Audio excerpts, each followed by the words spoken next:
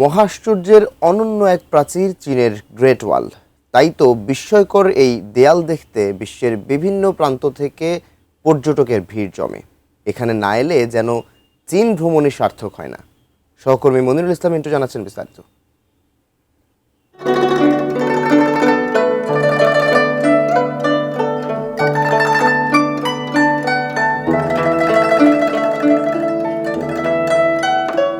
প্রাচীর যেন পাহাড়ের মেরুদণ্ড বেয়ে সাপের মতো এঁকে বেঁকে এগিয়ে গেছে।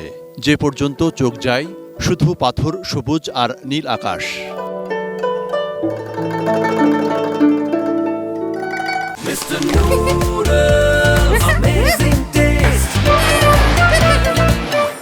চীনের মহাপ্রাচীর মূলত উত্তর সীমান্ত থেকে যাযাবর, মঙ্গল ও হুন আক্রমণ ঠেকাতে নির্মিত এক সুবিশাল প্রতিরক্ষা দুর্গ।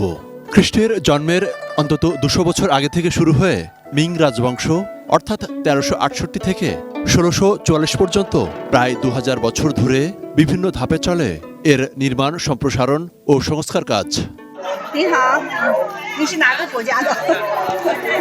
I'm from Russia. It's very, very wonderful place. It's great. Good. Nice.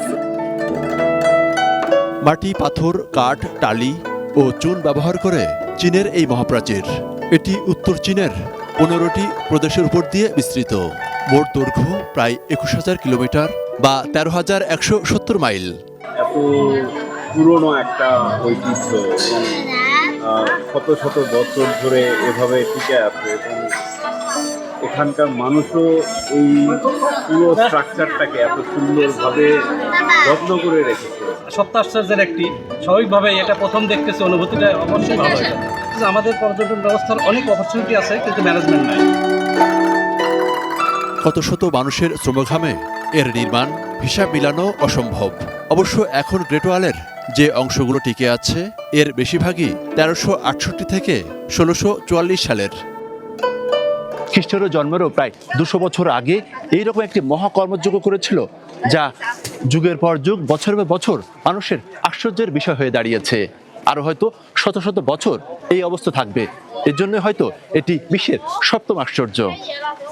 Monirul Islam Mintu, 18 news, great ওয়াল, চীন।